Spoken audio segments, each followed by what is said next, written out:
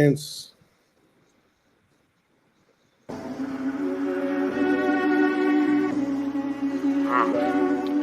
Take three. Hey, what's up, G? Zach G mixed it. Hey, it's the art of revolution.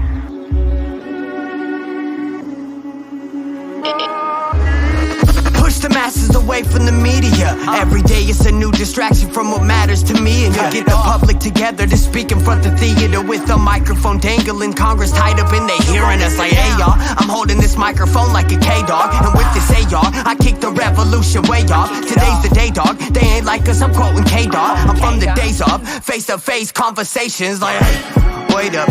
The fake is blatant, we ain't the racist. The claim is baseless, they taking face pics. The trade for information, take away your simple basics. The day-to-day Satan worship is taking place. It's your chance to speak your mind and probably your last time. Time is running out, we hustle every day for peace of mind. Chief and grind, that's what I'm saying when I'm out here getting mine. Get in line, the time to make a difference is not. Push, pull, push, pull. Push out the evil and pull in the truth. I know you got something to say and now's your time to say it, dude. Like push, pull, push, pull. Push out the evil and pull in the truth. I know you got something to say and now's your time to say it, dude. Like. welcome to the most important for everybody installation of this podcast. I'm gonna go ahead and let my guest introduce himself. Go ahead and where can we find you? Introduce yourself. Where can we find you? So hey guys, my name is Mark Lubrin, and I'm a personal trainer, coach, and dietitian based in Southern California, just outside of the greater Los Angeles area. The best place to find me right now is on Instagram at MarkFit11. That's going to be MarkFitt11.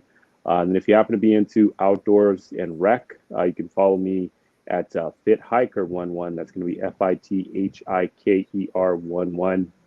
And, I talk a lot about and do some fun adventures there. But if you are here to learn to be healthier, happier, and stronger, definitely check out my fitness page, the MarkFit one.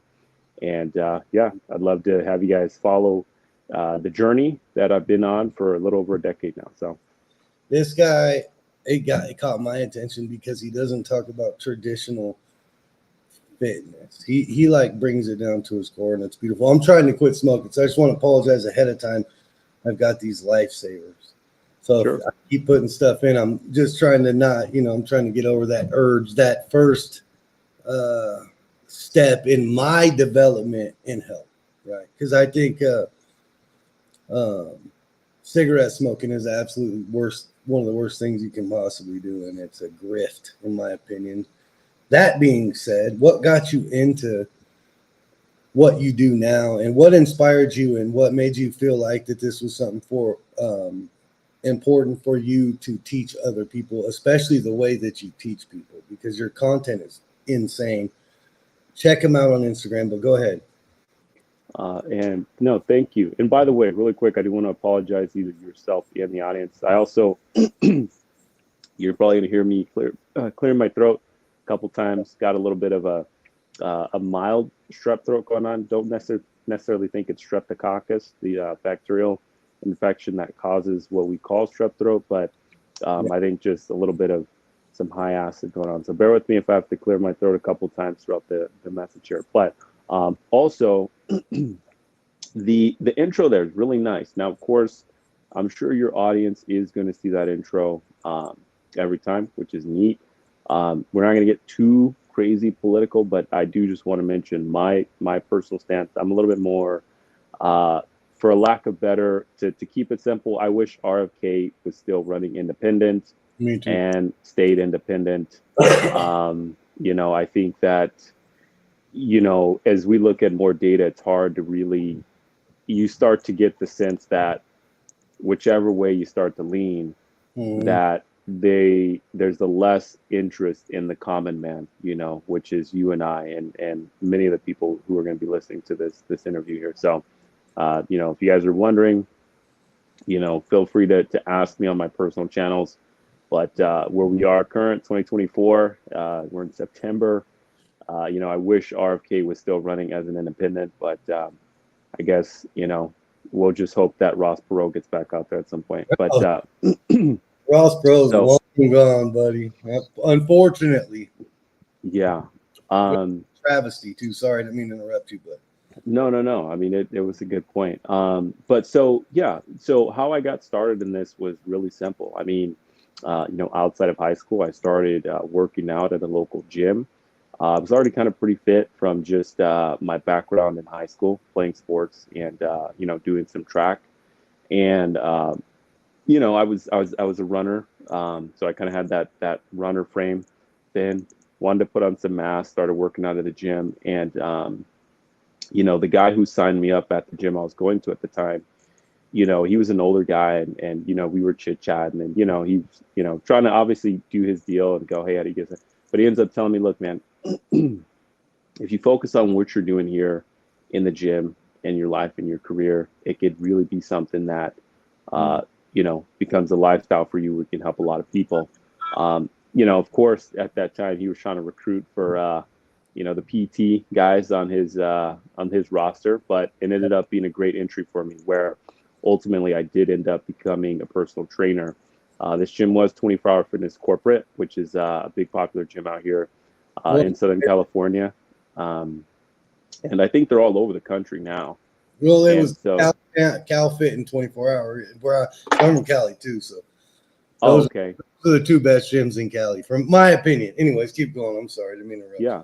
No, 24-hour fitness is amazing. And even during COVID, they really, at least the locations that I'm most familiar with, they really went above and beyond to, I mean, they pulled everything from outside the gym.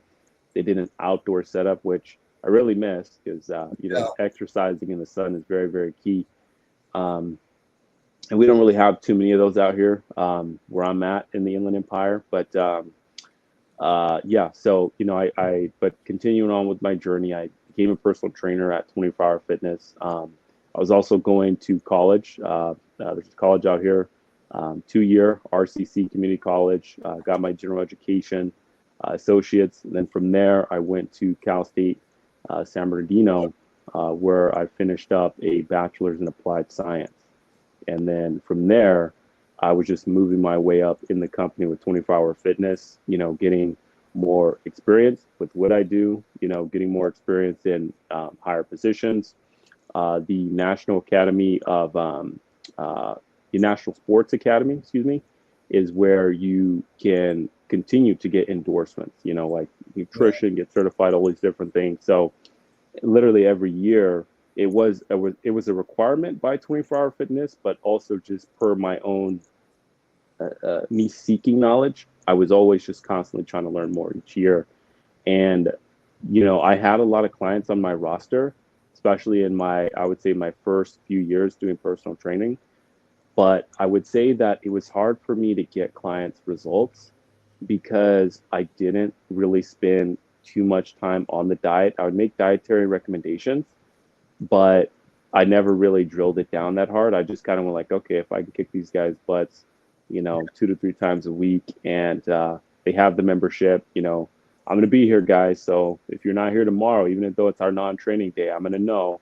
I can check your sign in. So I'd put, a little bit of that coach's fear into them to make sure they would get in. Even clients that I would see, executing 5 days a week, 3 days with me and 2 days per their own time, they just weren't seeing the results that I was anticipating. Some did, but not all. And so I just really kind of began to push more nutritional habits, and upon that, doing more research, went back to, get more endorsements, become a nutritionist, and then you begin down the pathway of becoming a dietitian. And from that point, once you go down that rabbit hole of understanding what people should be eating, it really opens up a whole floodgate, and you start going, okay, why, okay, we look at things people eat most, processed foods, all these different additives in the food. And eventually you find out that what people are eating is not food at all.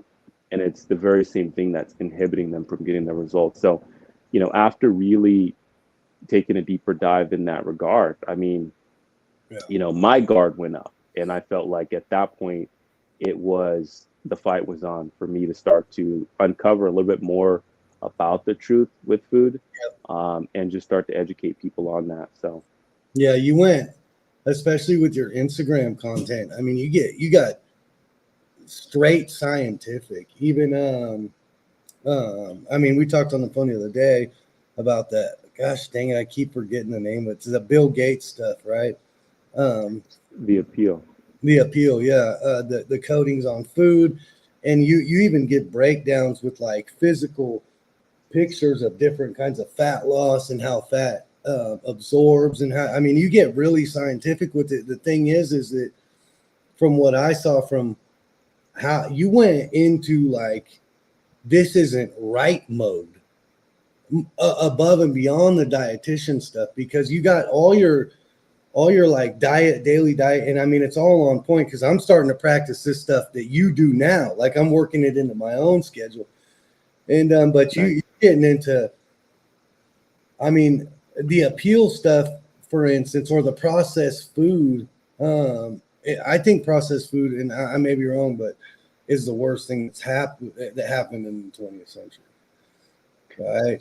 And so you're taking it to a whole new level. And how is that? I mean, how deep have you gone into this, and what do you think about the appeal? To go ahead and let us. Yeah, that's super important. The appeal thing is super important. Let me grab my pen and drop it. Yeah. So what the appeal is a it's a so let's just think of fruit in general. You go to the grocery store and you buy an apple. Well, what they did for many years is they would put a very thin layer of wax coating on there. A lot of people didn't know this for a long time, so a lot of people ate some wax. I even remember being younger, and I didn't wash off fruit as I perhaps should, and I remember biting into it, and it tastes strange. I'm sure we've all taken a bite of a piece of fruit from the grocery store, and we kind of were like, this tastes kind of chemically, for lack of a better term. So, Bill Gates came up with his own version of a covering for the food. And the initial reason behind this, which makes it kind of easy for them to disguise, is that, the intention is to preserve the food longer, right? They have done studies that show, if you do put a wax coating over an apple or an orange or whatever it ends up being, an avocado, it will protect it from mold. It will protect it from decay, aka oxidation, a lot better. In my opinion, I think they just should have stuck with a very generic, or no, change the word generic to natural wax, right? You can get wax from bees. Beeswax is used for so many things. That would have been great, but instead, of course, as per usual, which is not necessarily a bad thing when you have the people that you're planning to serve in best in mind. But as per usual, with our great corporation capitalists, Bill Gates decided to make his own version of a organic wax covering, and basically he's using rapeseed oil. Yeah, I know, terrible name, right? But basically, it's from it's the oil that comes from the processing of grapes. And in short, this casing in of itself is toxic to the body by the way of throwing off the balance of omega-3 to 6, right? Yeah. Just when you think of healthy fats in the body are important, and particularly for brain health, eye health, heart health, all our vital organs, all that stuff that requires healthy fats, the lining of our blood vessels, all that good stuff. That's what we need healthy fats for. The primary healthy fat we need is the omega-3, and that stuff is amazing, and you can get that from a lot of different foods: wild fish, eggs. You can get that from some good quality pasture-raised beef. So many sources you can get it from, including plant-based sources as well. And some of these foods do also accompany a natural balanced omega-6 ratio. However, for example, when we see like a farmed version of this same food. Probably the most iconic being something like a farmed salmon. If you look at a fresh salmon, wild caught, and you look at a farmed salmon, the natural wild caught salmon is going to be super high in omega-3s, which our body needs and craves. And you have a farmed salmon is going to be high in omega-6s because one, it's being fed a non-native diet, right? Which is a huge issue with a lot of just our farming that's happening today. Animals are being farmed a non-native diet. And when you feed something that it is not a natural part of its diet, just think about us, right? When we eat something that is not a part of our natural diet, what happens? We're unhealthy, we're sick. The same thing happens to animals, and then we end up consuming these animals. So again, in that example with the wild caught versus the farmed salmon, you now have this farmed salmon that's going to be super high in omega-6 fatty acids. And if you consume that fish, that's going to raise your body's overall omega-6 fatty acid ratio.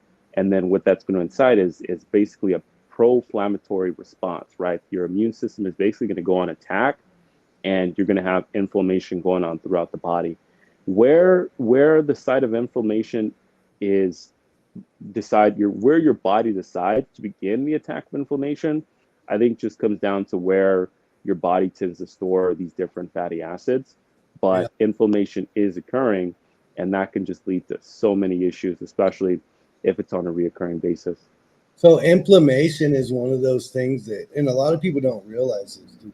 So I'm going to go, this can be a two-parter for you. So one, the omega-3 thing, and I've personally gone through this.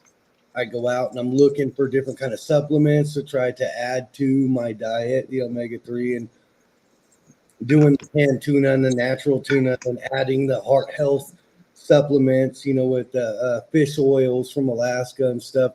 First question is, does that help as far as adding to your diet? And then the second thing is, people don't realize how bad almost nine. I mean, maybe this is high, maybe 90%ish of our health issues come from inflammation. So can we supplement those omega-3s to get the inflammation down? And how important is keeping the inflammation at a baseline for health? So to answer the first part of that question there, can you supplement to keep the inflammation down? I mean, not like, and I understand your question. Like for example, like let's say in an instance where someone's eating a piece of salmon twice a week, and it unfortunately happens to be farmed salmon, which is going to be high in omega-3 fatty acids, which is unhealthy for the body. Yep.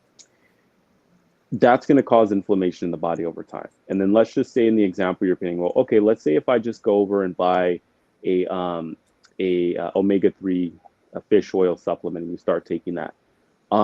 Well, first off, if it is, you do want it to be from a pretty well-sourced brand, ideally wild caught, because again, we can run into that same issue. You have manufacturers producing fish oil from that same fish of the farm fish, and now you're getting like the straight, oil of that, and I'd probably say that's even worse. But let's just paint the idea that yes, hey, this is a good reputable brand. I saw it on your channel. I saw it on somebody else's channel. This is the one they recommended getting, lab tested, and it's from wild caught salmon. Okay, perfect. So in that instance, yes, it would make a huge difference. It would actually work to lower inflammation, excuse me. But of course, the most sensible thing in that situation, upon knowing, would be to start to reduce that intake of the inflammatory causing agent in of itself, which would be from the farmed salmon, which would be giving your body a high balance of those omega-6s. So if you remove that and then you go, okay, well, I still need my omegas, well then, okay, perfect. You get that omega-3 supplement that's going to come from, a quality brand that's sourcing their fish from wild caught sources. You're going to be phenomenal, right? And in fact, honestly, because of how tricky it can be to get quality fish nowadays, and then again, for the dosage you can get of these essential oils, I definitely recommend taking an omega-3 fatty acid supplement, 100%. If you were gonna, so this is the thing. I mean, America is so unhealthy. In the balanced diet problem we talked about the other day, the food pyramid and all that shit. We can't. We got a million supplements on the shelf, and we got Trader Joe's and Whole Foods. And how do we get to a point where we can start just it, not even just exercising, but just the average Joe? What's he got to do when he goes shopping to know? And I saw you allude to this. I actually saw, I think it was the code. You did some with codes or something, but we don't have to go down that road. But what do they got to do to know, hey, look, this is what I got to do to get healthy? What would you recommend as far as like maybe laying out just a basic diet overall? Just try to summarize it, I guess would be the best term for it. I mean, it would be to eat foods that are going to be high in proteins and fats. Yeah. I mean, things like, eggs, right? And again, and each time I mention one of these, I'm also going to try to mention its healthier version, right? So if we mention eggs, I'm going to be talking pasture-raised eggs, right? Yeah. You want to eat lots of fish, aka wild-caught fish, right? You want to eat, and for your protein sources, beef is fine. If you can get, pasture-raised, grass-fed, and now we have to also mention the grass-finished part of beef, which if we do end up coming back to that now or on another chat, now there used to be, okay, if you have grass-fed, you're good.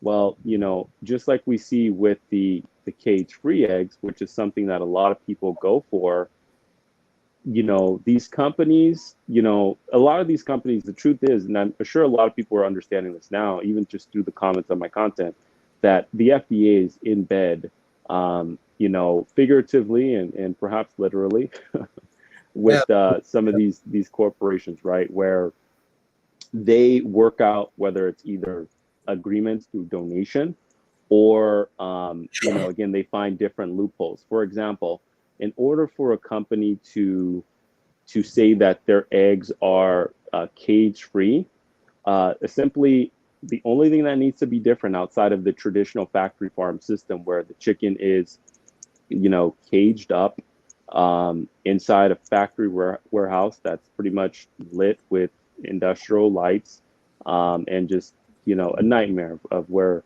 you could paint. I mean, if you're able to throw some sort of, picture up on the screen at some time, great. If not, you guys can see all the details of that content on my page. But the only difference is they worked in a stipulation where in order for companies to get that cage-free labeling on their product, they just have to open a door within this warehouse for a minimum of 5 minutes a day, okay? And then that's how they get to say those chicken eggs are cage-free, right? No, they're not cage-free, right? Pasture raised just means that they actually let the chickens out and they live on the pasture typically indefinitely with kind of an open barn style where sometimes they'll go in there where they kind of will lay in their nests and stuff like that. Same thing with our beef is, we used to go, in my honest opinion, if you can avoid any sort of beef that's not grass-fed, you really would want to do so. But now it used to be like, okay, as long as you saw the grass-fed label on there, you're good. Well, now, again, these tricky companies have found another way to either, again, do a deal with the FDA or just find another loophole that usually encompasses some sort of a deal with the FDA. Because, I mean, again, anyone with, half a brain could tell that it's nonsensical. But what they do is they feed the cattle, the animal, it's grass fed for an extended period of its life. And then I believe right before they dispatch the animal, they feed it basically the same diet as the traditional factory farm style to fatten it up, give it flavor, and, again, make it more enticing for consumers, right? Because again, these things add, when they feed them these unhealthy diets, which are typically like GMO soy and grain, it fattens up the animal. And again, going back to fat, our bodies crave fat, right? Now, it's hard for our bodies to distinguish good fat from bad fat until we actually are digesting it and breaking it down molecularly, right? Yeah. And so, if you eat this type of beef, it'll taste delicious, right? But the havoc it can and likely will wreak on your body can be consequential depending on where your health is. So, just doing a quick recap again, I'm mentioning just protein sources: eggs, pasture raised, fish, wild caught, beef. Is going to be grass fed, grass finished, if you can. Things like real nuts are going to be really good. I eat them a lot. I just had a great salad that really the main protein source in that came from the hemp heart seeds that I had in there, as well as some diced walnuts, because walnuts are real nuts, right? There's a lot of nuts that aren't actually nuts, like the famous peanut we all know. Yeah. It's not a real nut, that's a legume, which is why so many people are allergic to it. And then other things like you do want to get in your greens, right? Basic things like spinach, avocados, honestly, are just a true superfood. I eat avocados every single day, and when I run out of them, I'm very sad, and I will try. I'll do my best to try to get them. But let's just say for the past couple of days, I've been eating 2 regular sized large Hass avocados a day with my salad. It's been great. Things like kale work as well. Different mixed greens, you want to mix it in there. And obviously you're going to get your accompanied fiber in there. And yeah, I mean, it's kind of a little bit of just, to keep it simple too. If you're at the grocery store thinking about what you can get, just think about whole foods. Think about foods that aren't going to be in a package.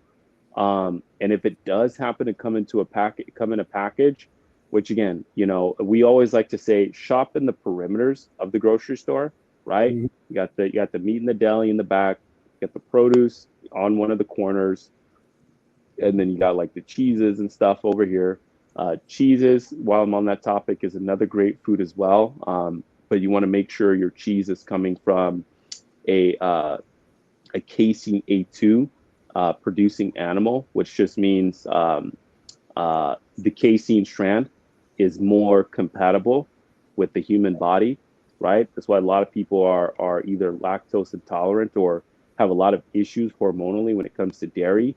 It's 2 factors, right? It's the fact that these same dairy cows are being fed, GMO grain and soy, but also they're casein A1 producing cows, which is a mutation that happened to the cows when they were brought here to the U.S. I don't know if it happened due to what they were being fed over years, but in short, if you want to enjoy, you can even as an adult, right?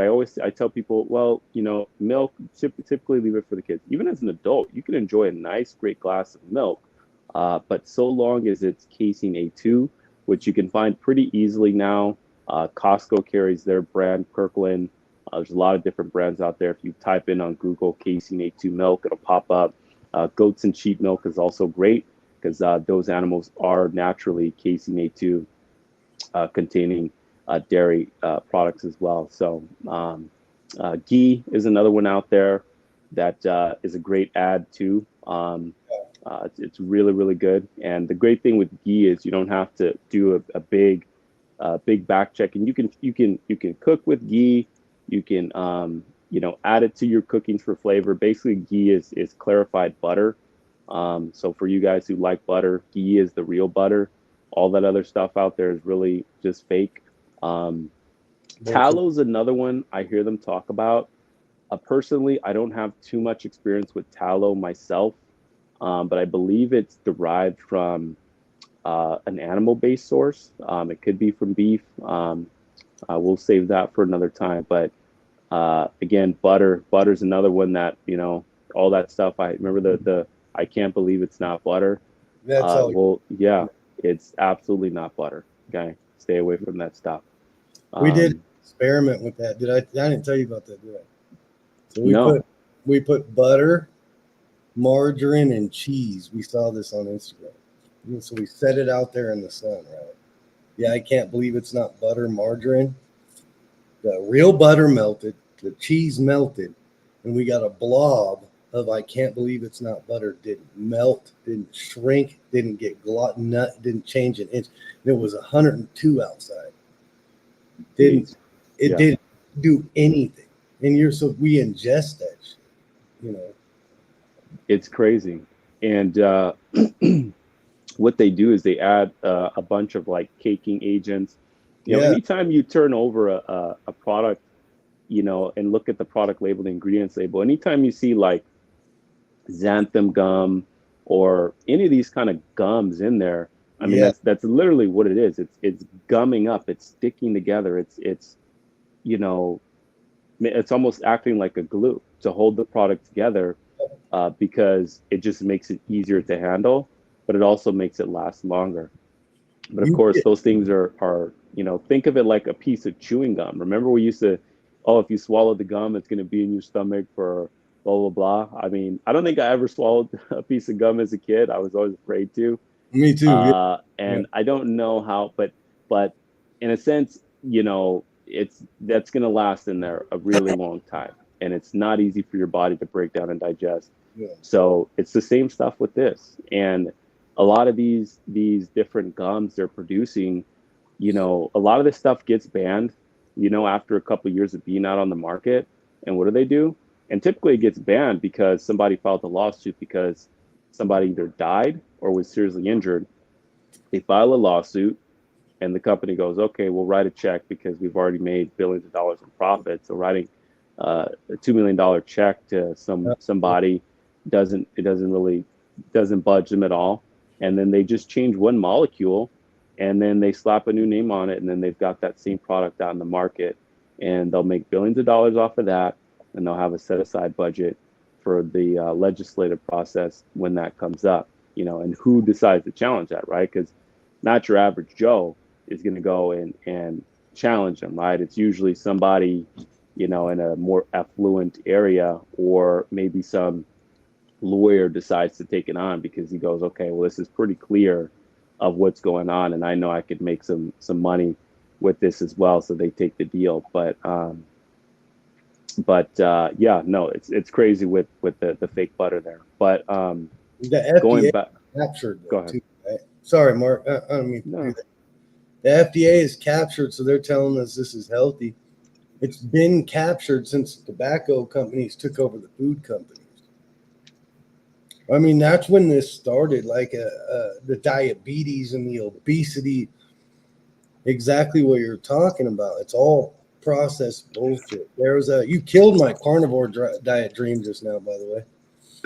I was about to go ahead. Well, carnivore, just a super quick thought, I know that carnivore can be useful for, I would recommend, a very short period of time. But if you use that same diet blueprint, and in my opinion, you just add some leafy greens a little bit, that'll kind of help your body, you know, cleanse, you know. Have you heard of Lazy J? I don't think so.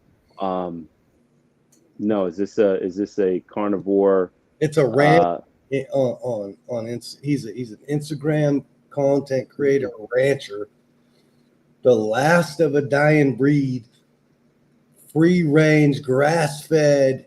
A quarter of a beef is, I think it's $850, cut all the way down, completely butchered, everything.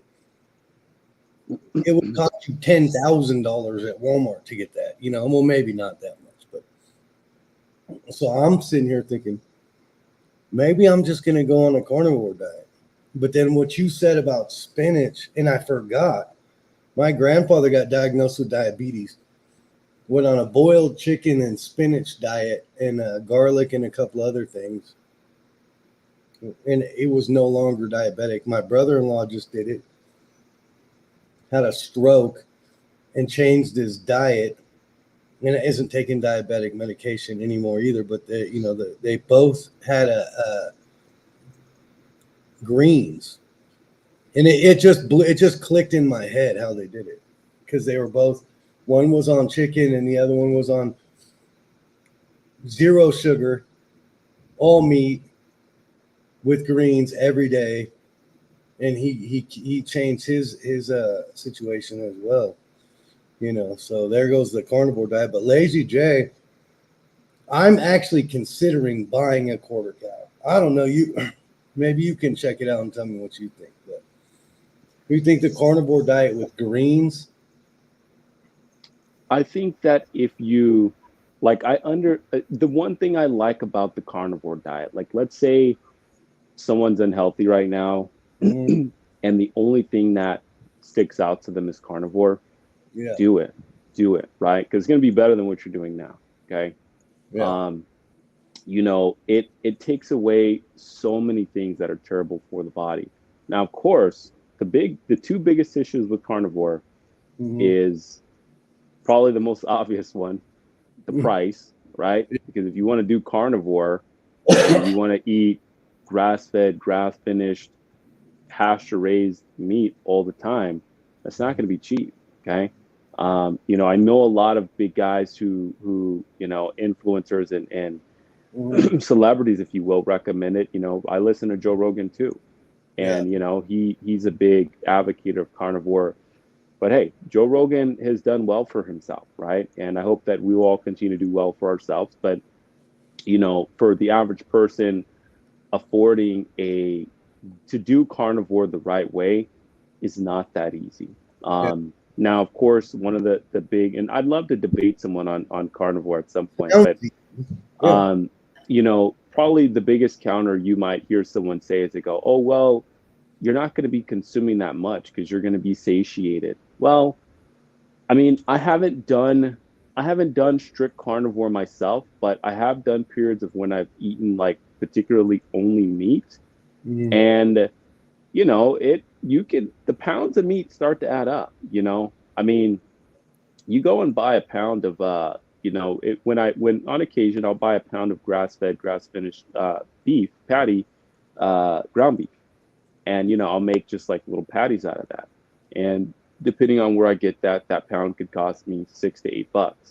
Well, after I cook it all, some days that 1 pound, because I also have other dietary practices in place, could satiate me. Some days I could eat through that whole pound and, it's not an issue, or excuse me, and then I want more, right? But then the problem is you go, okay, well, even if let's say you're eating 3 pounds a day, Mark, okay? Let's say, and we'll look on the high end, you're eating 3 pounds a day. You're paying, and 6 to 8 is conservative, right? I mean, I'm sure if you just Google up and you look at it, it's probably more. So let's just say like $10 a pound for some quality grass-fed, grass-finished beef. And okay, well, 3 pounds, $30, $30 a day. And you times that by 30, so let's just do some basic math here. I'm going to test my brain. So 30 times 30, so 3 times 3, 90. So you're spending like $900 a month on if my math is correct. Excuse me, I was on a good little call here, son. I'll touch base with you, okay? We have so go ahead. Oh, well, okay. So this is not my we're afraid. I'm on a call. You want me to you want to take 5 real quick?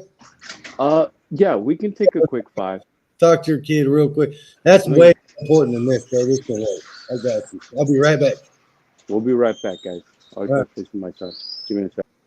Sorry, we had to take a quick break.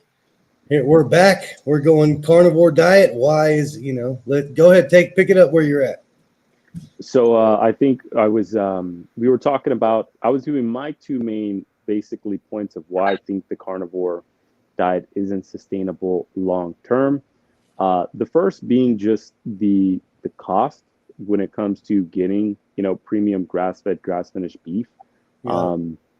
Some places you can't even find it, depending on where you shop. So it's not something that, even if we went, okay, you know what, I want every American to eat like this, right? That we could do, because one, it's just not financially sustainable. But then at the same time, it's not sustainable for the actual animal in of itself, right? So what most people do is they look at and I think this is what anybody does, right?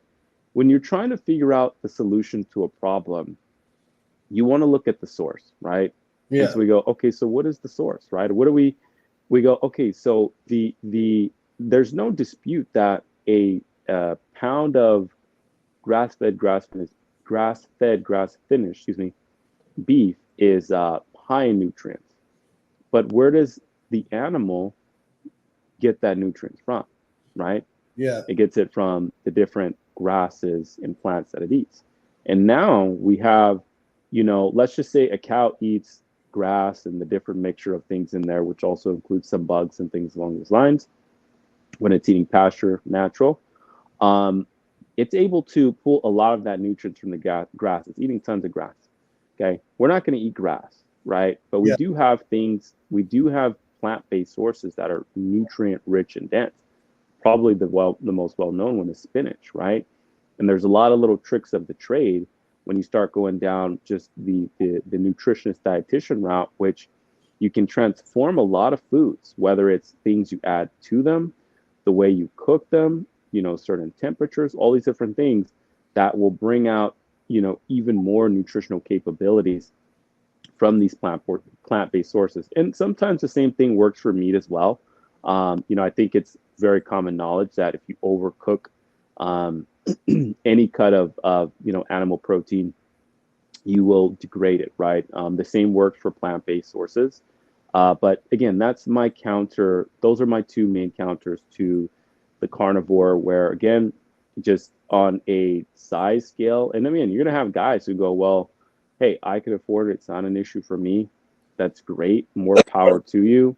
I would still throw another counter in there. Well, because one, I'll tackle this. If you take any guy who's like the top carnivore guy, right? What was that one guy who was like, said he was natural Liver liver.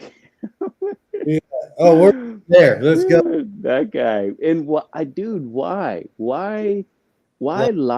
Like anybody who's lifted weights and stuff, if you're on the stuff, you're on the stuff. I mean, I get it to some degree. I have heard different, oh, well, certain sponsors can't work, blah, blah, blah.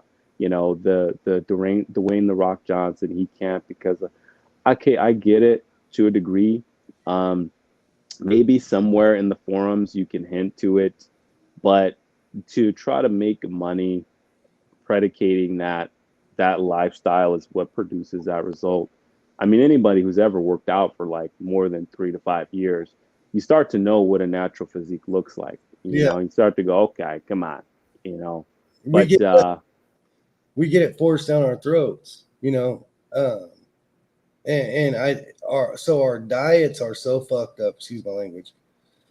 Our diets are so messed up that they push miracle cures on us like TRT. I made this little gimmick, but I'm not even gonna put it up. But they push this stuff on us. So first we have grocery stores everywhere you go, complicit in deprivation of nutrients and nutrient-rich food. The fisheries are a perfect example of that. Farm-raised fish versus wild fish are two completely different things. The food, the beefs and the meat that we're getting outside of bison, I think, American buffalo, I think we're getting from the same sources we're getting the farm-raised fish from. Then what you're alluding to is our testosterone levels are plummeting. This is for men, right? Now, what I think that most men don't understand is there's natural ways to raise your testosterone level through exercise and diet, right? So say you're experiencing, let's be hypothetical.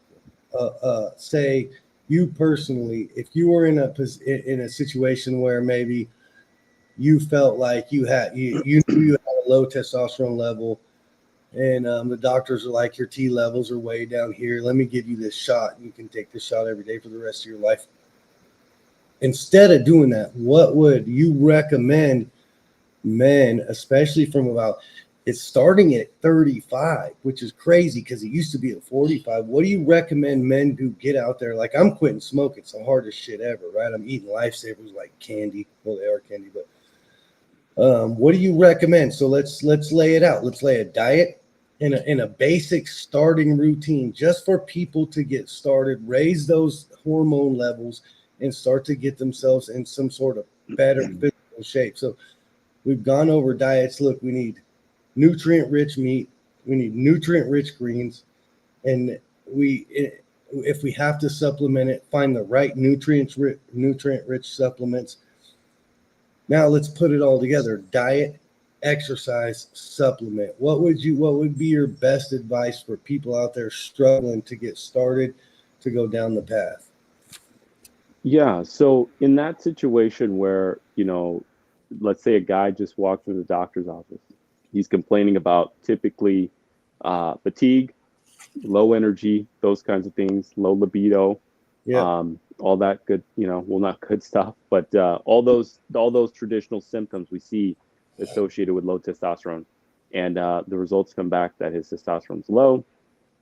Doctor goes, okay, I'm going to prescribe you X amount of, testosterone, per, week, aka month. So in that point, anyone who's at that point listening to this, what I would go is, you could take I don't even take the prescription. You could ask your doctor, like, okay, doc, I'm going to, you can ask to let me think on this, and you can take the prescription and just kind of, obviously don't fulfill it. But yes, absolutely, there are many, many, many natural ways to boost your body's testosterone levels naturally. The first thing would be to remove sugar from your diet, right? When the body goes into small, either when someone is diabetic, like if someone is already classified as diabetic, they're going to have low testosterone, period. Yeah. But you go, okay, well, I'm not a diabetic, Mark, but here's the thing. If you eat anything that's high in sugar, you go through what we call diabetic episodes, where your blood sugar spikes and then it stabilizes, right? Any of us who eat, even myself, if I drink a Coca-Cola right now, I would go through a diabetic episode. And if, I continued to have these diabetic episodes on a daily basis, that would begin to suppress my testosterone. Why? Well, when we consume sugar, okay, the body releases insulin from the pancreas. Mm-hmm. And, basically, I'm sure a lot of people have maybe heard this before. If you haven't, it's fun nuance. Basically, insulin is what our body uses to put sugar into cells for energy. But what ends up happening is a process known as insulin resistance. And when you're insulin resistant, that just means that you're consuming so much sugar that your cells already have enough. They're no longer answering the call of insulin to, hey, take more sugar. And your body begins to store that as body fat, right? So that's what begins to happen. That's why we store fat from the get-go, right? Yeah. If you have fat on your body, you go through this process, and it's natural and it's useful to a degree, right? Our body, we have evolved to have that process for a period where we knew we weren't going to have food, which was typically the winter months. We no longer have true winters anymore, right? Because we have advanced as a civilization where we're able to have the amount of calories we need every day, 365 days a year. Yeah. That too has created problems, but that's a topic for a little bit of another time. But when you have body fat, especially higher levels of body fat, but then you also have all this extra insulin within the body, insulin begins to suppress testosterone naturally, and your body's testosterone levels will plummet. So if you're consuming sugar and you're worried about your testosterone levels, the first thing you want to do is either cut out sugar if you can, or highly reduce it. Now, people go, oh, well, Mark, I don't drink any sodas. I don't drink any of those fake juices. I don't eat any candy. We all know the obvious places of sugar. But some of the non-obvious places sugar lies are in things like breads, right? If you Yeah. eat white bread, you're eating sugar. Pretty much any type of bread across the board. And bread runs a lot of its own issues pertaining to gluten and other things, which again may be a topic for another day. But bread basically converts to sugar in the body, right? It's a starch, it's a carb. Just a little side note. I don't want to not all bread is equal, but even some of the best types of bread out there that have been kind of marked up in the health community um, will still convert to blood sugar, right? But again, depending on where you are in your health and fitness journey, there's different levels of tolerances, right? For example, myself, I could eat a slice of bread and it's not going to affect me that much. Now, if I start to eat a slice of bread every day, I could see some changes within my body. I could start to see body fat go up a little bit, maybe not to a too bit of a concerning level. But again, the other concerns with bread is probably why I avoid it the most. But you will notice those things, right? So continue on that same facet of what you can do to boost your testosterone levels. Start weightlifting. Why? Yeah. Well, the cells and the tissue within the body that absorbs and that burns the most glucose is muscle tissue. So the more muscle you have, essentially the more carbs you can consume. Now, of course, you don't want to use that as a ploy to go, okay, well, if I start building muscle, can I eat more carbs? That'll lead you down a bad rabbit hole as well. But you want to think of muscle as that extra storage for those days where you do want to have some bread or some pizza, or you do want to have, okay, you know what? I had a pretty good week. I want to get a soda with my meal. Sure. You worked out this week, you're gaining muscle, you have some storage space for it. And then the great part is because you have some good storage space on it, aka muscle, you're going to go into the gym the following day and burn that off in a good workout. Okay. Now, of course, the whole sugar thing, I don't want to, the biggest thing I try to be careful with is not saying that building muscle is an excuse to consume sugar. Yeah, absolutely. It just gives you dietary flexibility. Okay. But so far, those are the two things that will help you begin building up, your testosterone levels naturally, pretty much either reducing to a near minimum or completely eliminating sugar from your diet. And again, those are going to be obvious places like added sugars, but also the sugars we don't see from things like breads, even rices, right? That all, potatoes, a lot of people love their potatoes, all that stuff converts those starches, it converts the sugar in the body. The second thing, again, you can do is start to lift weights, add muscle. That's going to boost your testosterone. The next thing you can do, which is also within the workout realm, something a lot of guys hate, you can train your legs, right? Yeah. I hate it. Studies have shown that when you train your legs, when you do an exercise such as squats, you are increasing flow to the gonads, right? AKA for men, the testicles. And when you have increased blood flow to the testicles, you're going to have an increase in testosterone production, which comes from the testicles as well. And then, within that, just balancing out your diet.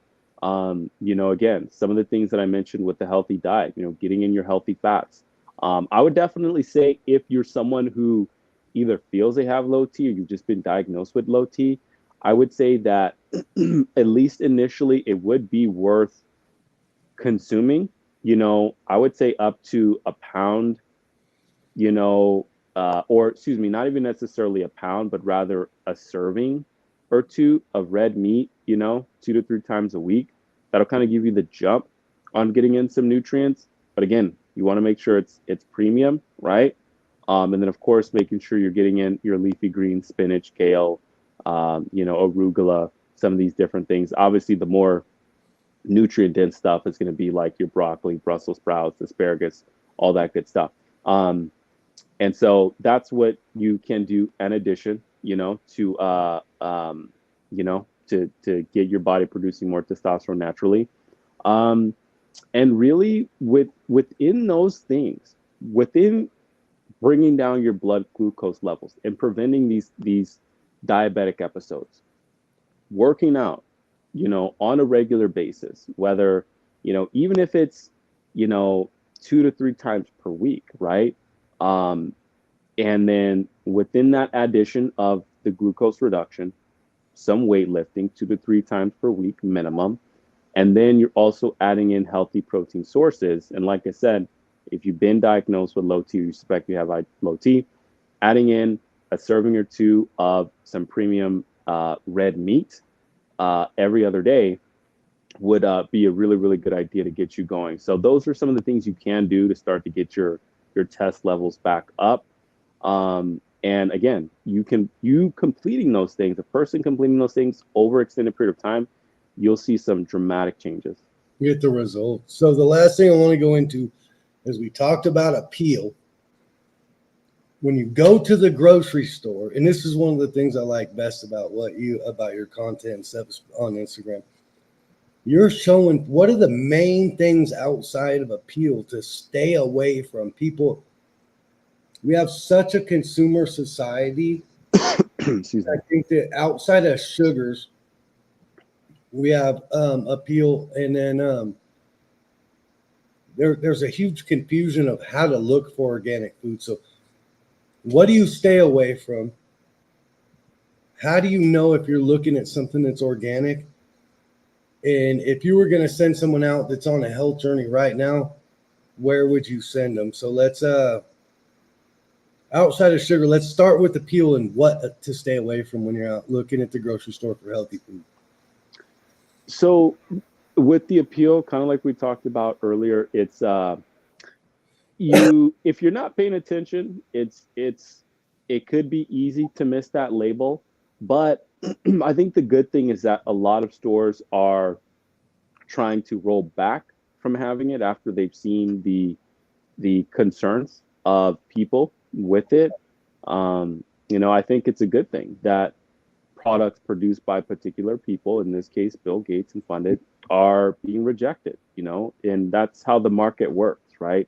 The market favors those who produce quality products that are in the best interest of the people, and we have seen he's not done that. So you don't have to you want to get comfortable looking at food labeling, period, right? Food companies, they bet on us just to grab and toss in that bag or in the grocery cart or whatever it is you have. Pick it up, look at it, right? Especially fruit, right? You want to make sure that it's not, moldy or something. Take a look at it, look around, but you want to look at those little labels, and you're typically going to have like a white or green different label on there.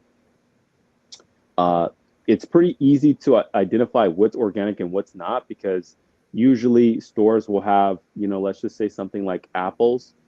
Either the bin will say it's organic, something over the top will say it's organic, or a lot of times what grocery stores are doing is they're just actually putting them in like their own little bags that have the USDA organic symbol on it. So that's how you know something is organic.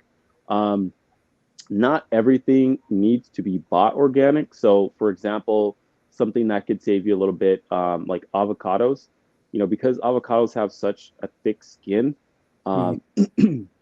even if there were pesticides used, you don't need to, it's not going to penetrate to the flesh, which is the most important part. I don't have the complete list of, the ones that you don't need to buy organic now, but I can say the one that best comes to mind for me, because it's something I eat every day and all the time, is avocados. I highly encourage, we grew up learning an apple a day keeps the doctor away. Switch that with an avocado a day, and you'll see some huge results. So just within that, you're at the store, you're buying some avocados for maybe the first time or just again, You don't have to get the organic. The regular will do just fine. I believe the same thing works for like oranges Yeah. and bananas, excuse me. But I can have that, double check for you guys. Again, please give me a follow at MarkFit on Instagram, which I'm sure he'll link my stuff. But just to confirm on that. But Yeah. you know, avoiding that label of appeal. Okay. Again, organic should be pretty easy to decipher for by just reading labels and stuff on your bins. You want to see that USDA certified. And here's the truth: if you can't afford it and it's organic, just don't get it. Okay, I'll be honest with you guys. I can't afford organic all the time, so sometimes I'll buy different things. Right? If I want, I mean, again, the grass fed beef was another one, right? I mean, I wouldn't say I would be carnivore, but I might be eating, a slice, some steak, probably more often than I would than I'm not. But again, the price of it is so high, which is normal, right? Because if we look at how the price of beef and meat came down anyway, it's because they produced a lower quality product, and that Yeah. lower quality product is what's causing a lot of health issues today. So, if you can't afford it, that's okay. There's a lot of different substitutes and stuff in there, which at least we either for a time factor or just the sake of roll of the tongue, I won't be able to give you all the alternatives for. That's what you'll have to tune into my channel for. But there's a Yes. lot of things that if you are like, hey, you know what, I want this, but I just can't afford it all organic. Don't worry. There's going to be something there in the grocery store that you can get that's going to make up for that nutrient gap, because that's how you want to start to think of food as an adult, right? We're not children. Of course we do want things that taste good, but at the same time you do want to start to change that conversation. The relationship with food is that I'm eating this to stay healthy. This is my medicine. This is literally this thing on my plate that I'm putting into my body. This is literally what my heart cells, my brain cells, my Yep. eye cells, everything is going to be composed out of, right? And so, that all reflects in how your body looks and performs. So you really want to start to kind of change the way you see food and your relationship with it. And you will start to realize that, there's a lot more food out there than you are led to believe by, food companies. But what else to look out for? You want to avoid, I mean, again, you want to try to avoid, GMO foods. So if you don't see a non-GMO label on there, just try to avoid it. And obviously, if you don't see a non-GMO label on there, it's probably going to be, laden with pesticides. And pesticides are a big issue. There's a lot of issues coming along with it, cancers. It's destroying our gut microbiome, which leading to all these, intestinal issues, everything from IBS to Crohn's. It's a mess. So, excuse me, if you're at the grocery store and you can't buy organic, try to avoid it. If you have to buy it, there are some methods that have been recommended, including by me, which is like a classic technique where you can soak, let's just say you bought some inorganic grapes or something, and you wanted to, okay, well, I know they're probably going to be laden with pesticides. You can try soaking them in a bath of baking soda and distilled white vinegar. And you actually want to throw a little bit of sea salt in there to kind of keep the acidity a little bit high. Or peak Himalayan will work, and let it soak. But I will say there's a couple that you want to try to avoid, like strawberries, inorganic strawberries, because they're so popular. Anything that is very popular is going to be mass produced.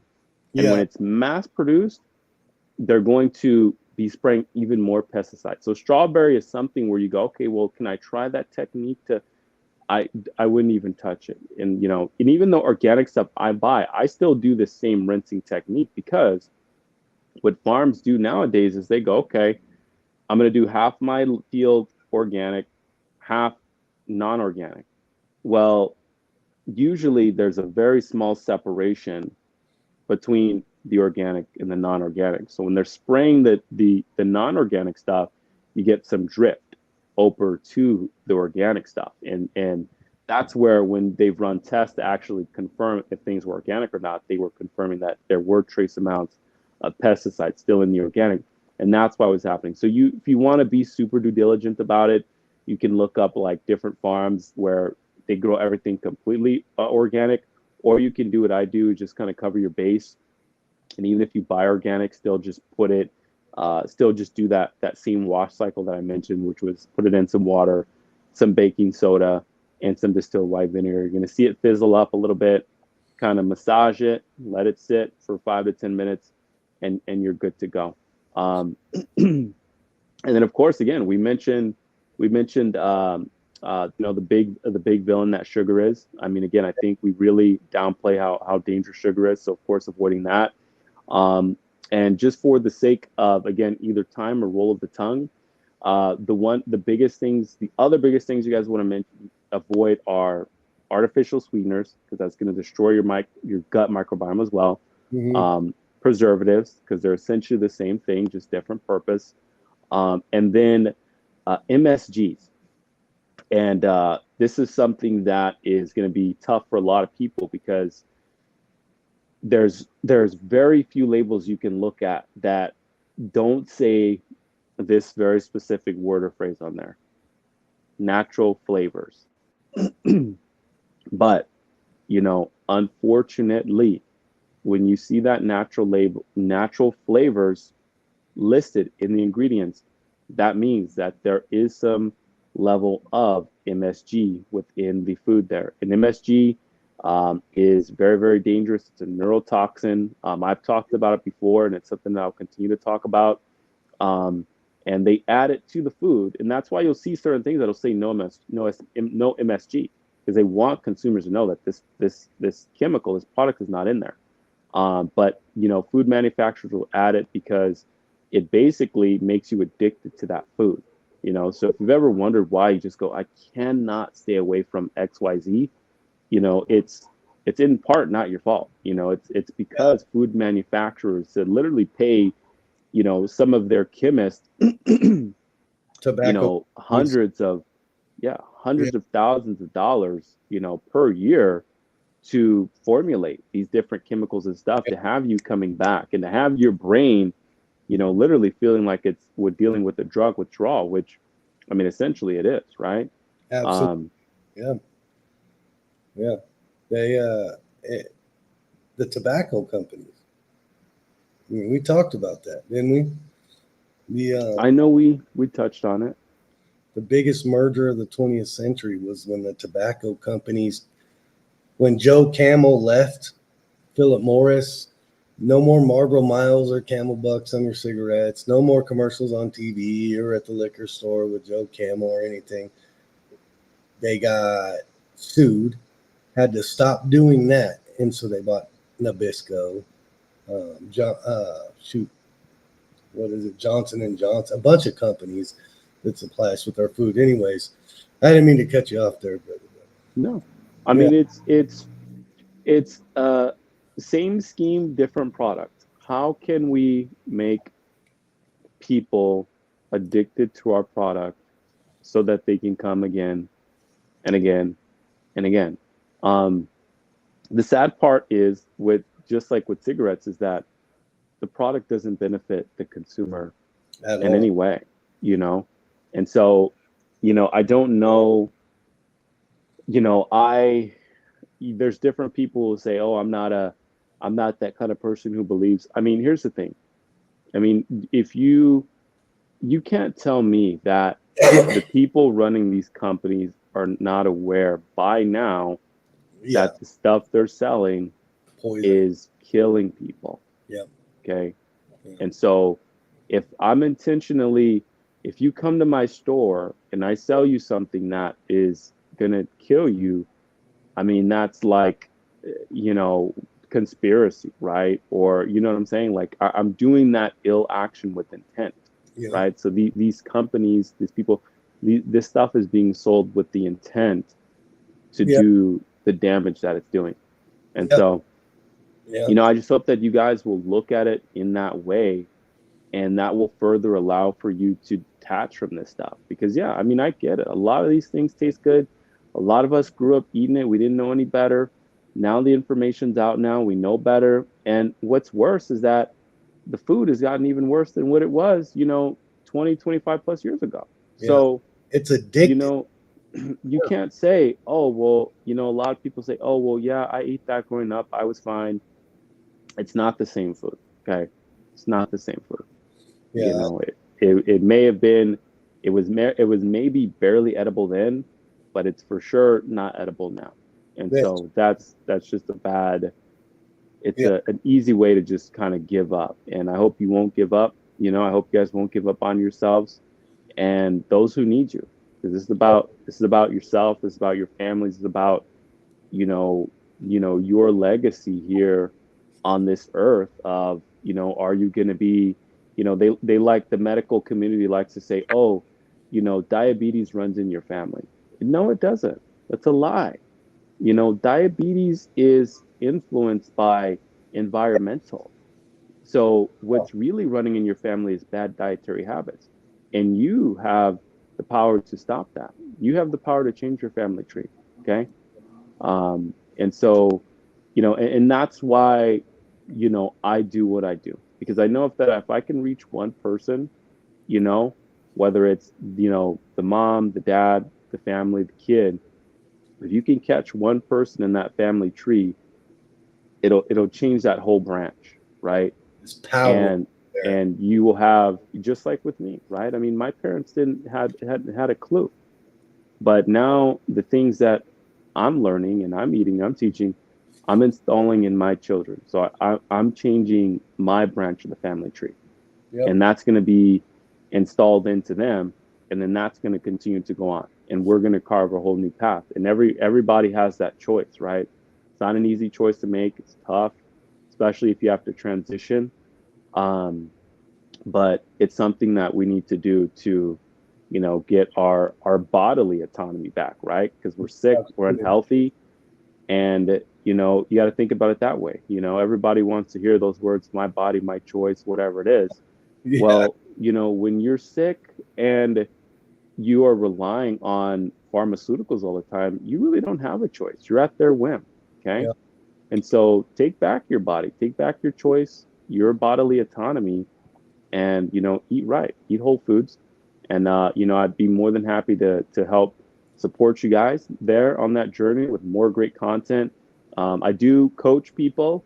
I do provide coaching, which usually encompasses a workout plan and a nutrition plan specifically designed to you. So, again, just, I'd look forward to anybody who wants to reach out and connect with me. Send me a message. The DM is the best way to get a hold of me. And if I have any links in my bio, just check it out. Usually it's one of my food plans that I'm giving out for free for you guys to just kind of get a jump start on things. And that'll give me a clue on who really wants to make some changes. And we can get into contact that way. When you went down below description, as everybody knows, you'll see it all. One thing, so we just gave you guys a jump start on ways to find ways to change the dynamic for yourself and your children. It's funny you said body autonomy, because you see my body, my choice with a Starbucks cup in their hand. You guys have no idea what you're putting in your body when you're drinking that stuff. I think this is the most important aspect of life for all of us, and the best way to change our country and our dynamic and trajectory and our families and our health and everything is to listen to guys like him. I'm telling you, you guys have seen me on podcasts all over the place. We listened. This guy's content is fire. He knows what he's doing. Look at him. He is not playing. He lives a healthy lifestyle, and he can help you live that healthy lifestyle too. One more time, brother. Instagram link is. So yeah, guys, you can find me on Instagram at markfit11. That's going to be MARKFITT11. And that's where you can find all my, nutrition content. I do different exercises stuff. Really tune in and ask me questions. Go in there into the comments. feel free to DM me, engage with me. I will respond back. And then also, if you happen to be into outdoor and recreation style content, you can follow me at FitHiker11 at FITHIKER11. You'll see some cool stuff out there. That's my last little note there as well. On the health aspect, get outdoors, guys. Walk around in the outside. Get some sun on your body. Be by some water if you can. Smell the pine of the trees if you live near them. It's huge. So I'll end it with that, guys. And yeah. Well, let's rock and roll. Hopefully, last thing I want to say, alkaline and acidic food. Next time you come on, hopefully we can talk about that. I just want people to think about it and start looking into the differences between alkaline and acidic food and different types of diets that'll work for you. Check with Mark. Don't listen to me. He's the professional. I'm following his lead, and I hope all you guys too. That being said, Art of Revolution signing out. Hang tight, Mark. We'll be right back. All right, guys. Gotta go. There's gonna be edit here, brother. Hold on. Outro. I'll be right back after the outro. I'm gonna get Brad down here to sit down and get this sent to you right now. Sure. Take 3. Hey, what's up, G? Zach G mixed it. Hey, it's the Art of Revolution.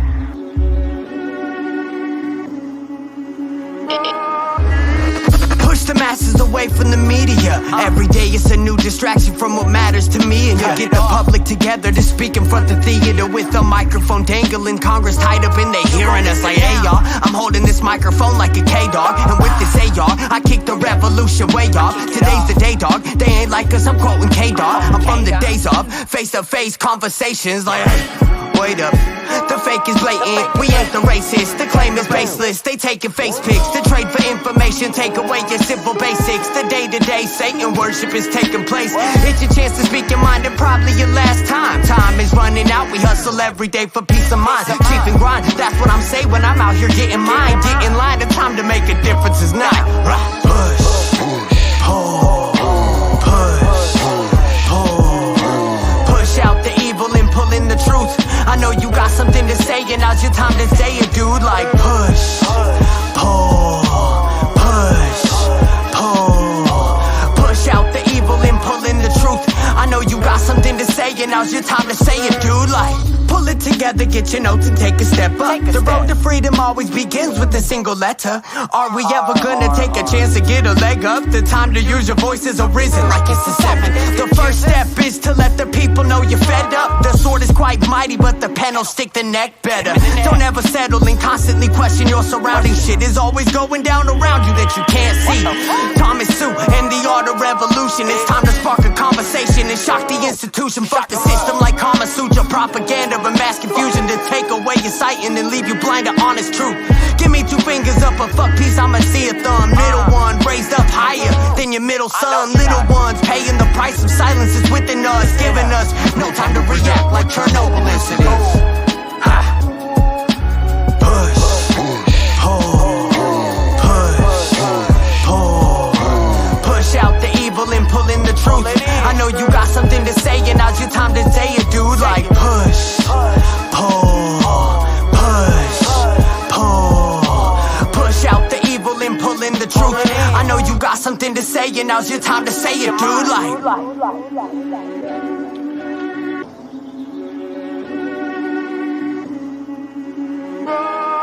Yes, sir. Intro. What's up, brother? This is What Cat. up? Oh,